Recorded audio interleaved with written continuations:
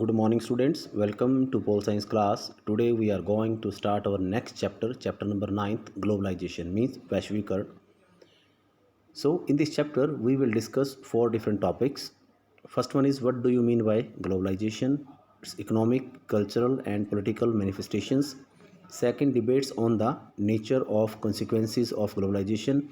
Third, anti-globalization movements. And fourth, India as an arena of globalization and struggle against it. And today we will discuss some basic rememberable facts of this chapter because it will help you to understand the topic very nicely. So let us start our discussion regarding the basic rememberable facts of this chapter. Globalization is a multidimensional concept. एक multi dimensional concept है वैश्वीकरण इन which we execute हम क्रियान्वित करते हैं वो decisions हमारे निर्णयों को in one part of the world and that can play an important role for the people and communities living at far away places of the world. उन लोगों के लिए जो हमसे काफ़ी दूर रहते हैं, किसी अलग हिस्से में रहते हैं संसार के, और अदर कम्युनिटीज़ के लिए हमारे जो डिसीजन है वो बहुत महत्वपूर्ण रोल प्ले करता है.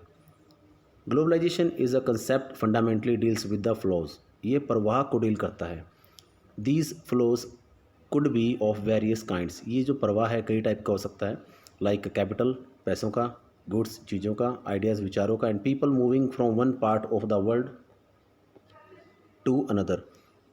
व्यक्ति एक कंट्री से दूसरी कंट्री जाते हैं सेटल होने के लिए, अर्निंग के लिए. Okay, so it's speed and flows are different at different places. इसकी जो स्पीड होती है ग्लोबलाइजेशन की और फ्लो है ये डिफरेंट प्लेसेस पे डिफरेंट होता है. And it could have both the effects. इसके दोनों इफेक्ट होते हैं, पॉजिटिव भी और negative, because it is universal law. Everything has positive and negative effect. Next point, invention of telephone, telegraph, microchips plays an important role in the development of globalization. वैश्वीकरण के विकास में वो टेलीफोन है, telegraph है और microchips, इन्होंने बहुत महत्वपूर्ण रोल प्ले किया है.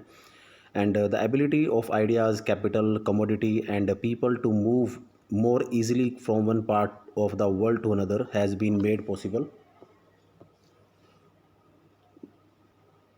largely by technological advances, means advancement. इस सब टेक्नोलॉजी की एडवांसमेंट का ही कमाल है जिससे हम अपने आइडियाज़ को किसी और तक पहुंचा सकते हैं, कैपिटल्स को इन्वेस्ट कर सकते हैं, कमोडिटीज़ को जो फैसिलिटीज़ प्रोवाइड करवा सकते हैं लोगों को, and people to move one country to another country very easily. And closeness among the countries increase due to globalization. और पूरे वर्ल्ड के अंदर जितनी भी कंट्रीज़ हैं वो सारी नज़दीक आ गई हैं इस ग्लोबलाइजेशन के कारण. And events taking place in one part of the world. अगर देश के किसी एक हिस्से में कोई घटना घटती है, it could effect it could have an impact on another part of the world like bird flu and tsunami. तो इसका जो प्रभाव है वर्ल्ड के दूसरे हिस्सों में पड़ता है, जैसे कोई बर्ड फ्लू और सुनामी है. ठीक है, ये कोई एपिडेमिक से कम नहीं थी, महामारियाँ थी ये भी, मतलब काफ़ी डिस्ट्रक्शन हुआ था इससे. Fourth point, globalization has its effect on politics. इसका प्रभाव पड़ता है राजनीति के ऊपर भी.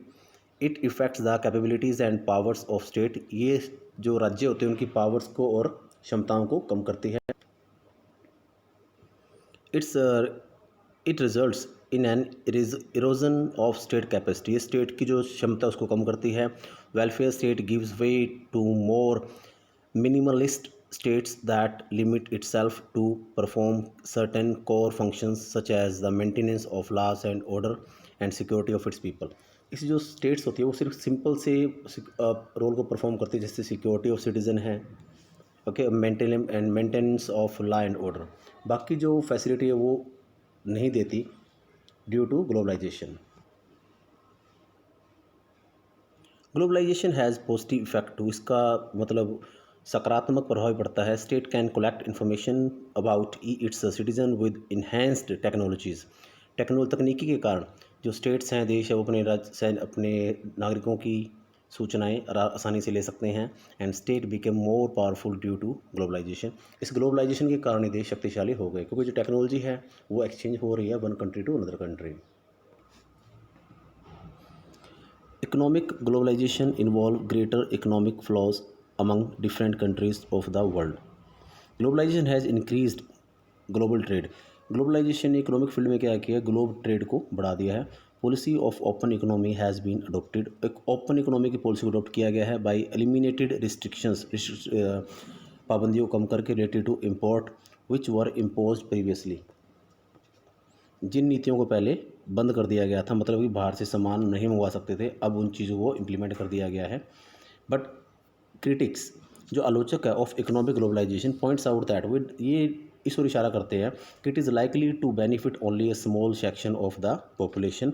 ये सिर्फ उनके लिए फ़ायदा है जहाँ की पॉपुलेशन लिमिटेड है. While improvising those who were dependent on the government for jobs. लेकिन जो ग्लोबलाइजेशन है ये उनके लिए सही नहीं है जो गवर्नमेंट जॉब पे डिपेंड करते हैं, वेलफेयर के ऊपर. Critics have emphasized the need to ensure institutional safeguard और creating social safety nets for such people. ऐसे लोगों के लिए क्रिटिक स्ट्रेस देते इस बात पे कि किस चीज़ की आवश्यकता है कि इंस्टीट्यूशनल सेफगार्ड बनाए जाने चाहिए इनके लिए, ऐसी संस्थाएँ खोली जानी चाहिए जिससे कि इनको नुकसान ना हो. Globalization also effect cultural aspect. ये हमारे सांस्कृतिक पहलू को भी प्रभावित करता है. सम इफेक्ट्स आर पॉजिटिव, कुछ पॉजिटिव होते हैं, एंड सम आर नेगेटिव, कुछ नेगेटिव होते हैं. As a positive effect it has led to each culture becoming more diversified and distinctive. Positive effect क्या है कि इससे हर एक कल्चर क्या है और ज़्यादा डाइवर्सिफाई, विभिन्न हो गया है और अलग हो गया, विचित्र हो गया है. But as a negative effect western culture is being imposed on rest of the world, कि जो पश्चिमी सभ्यता है वो सारे देश पे थोपी जा रही है. It leads to homogenization of culture of different countries of the world and cultural heritage is coming to an end. जो हमारी विरासत है, सांस्कृतिक विरासत है, वो बिल्कुल ख़त्म होने के कगार पे आ गई है. The process of globalization has affected India. इस प्रोसेस ने, वैश्वीकरण की प्रक्रिया ने भारत को प्रभावित किया है. बिफोर इंडिपेंडेंस, आज़ादी से पहले, India was an exporter of primary goods and raw materials. आज़ादी से पहले भारत कच्चे माल की सप्लाई करता था. And after independence it adopted, लेकिन आज़ादी के बाद adopted the policy of protectionism. With this policy India's economy growth rate has been fairly sluggish. इससे इंडिया की जो इकोनॉमी रेट है वो थोड़ी सी इम्प्रूव हुई. इन 1991 में, responding to a financial crisis and to the desire for higher rates of economic growth, India embarked on the programme of economic reform. Bharat ने किस प्रोजेक्ट पे काम किया कि भारत की अर्थव्यवस्था सुधरनी चाहिए. It eliminated industrial license. इसने जो एक लाइसेंस की प्रक्रिया होती थी पहले कि इंडस्ट्री लगाने के लाइसेंस होना जरूरी था, इसको हटा दिया गया. And this eliminated barriers of on foreign exchanges. और कुछ विदेश नीति में भी बदलाव किए for the development of his country. India has been mainly benefited by the positive effect of globalization. Bharat को हमेशा पॉजिटिव, सकारात्मक प्रभावी पड़ा है ग्लोबलाइजेशन का भारत के ऊपर. Due to this technical knowledge and capital have enhanced. And इससे भारत का जो तकनीकी ज्ञान बढ़ा है and development in the country, Bharat में विकास हुआ है. Distance between countries has been reduce. जो दूरियाँ थी वो कम हो गई हैं. Way to modernization has been enlightened. An increase in export, increase in India's participation in the world trade and availability of quality product and services at the lesser rate is being provided to the consumers. India has not been untouched by the negative effect of globalization as well. Bharat पे इसका negative प्रभाव भी पड़ा है. And country has moved towards capitalism. अब जो देश है पूंजीवाद की ओर जा रहा है. But unemployment has also increase. इससे बेरोजगारी बढ़ रही है. A number of MNCs have got opportunity to come to India. कई जो मल्टीनेशनल कंपनीज उनको भारत में आने का मौका मिल रहा है. And domestic companies have suffered. और जो घरेलू कंपनी हैं उन्हें परेशान होना पड़ रहा है. The political right wings member are concerned over their political, economic and cultural effects. Next, globalization is criticised all over the world. सारे संसार में इसका विरोध किया गया है. Those on the left argues and this process makes the rich richer and the poor poorer. इस प्रक्रिया ने क्या किया, वैश्वीकरण ने अमीर को और अमीर और गरीब को और गरीब बना दिया है। It leads to the reduction of the capacity of the state to protect the interest of its poor. इसने जो राज्यों की जो योग्यता थी, क्षमता, उसको कम कर दिया, जिससे पहले वो गरीबों को प्रोटेक्ट करते थे। And culturally they are worried that traditional culture will be harmed. इससे जो सांस्कृतिक जो कल्चर है, ट्रेडिशन परंपरागत है, वो सारे खत्म होते जा रहे हैं।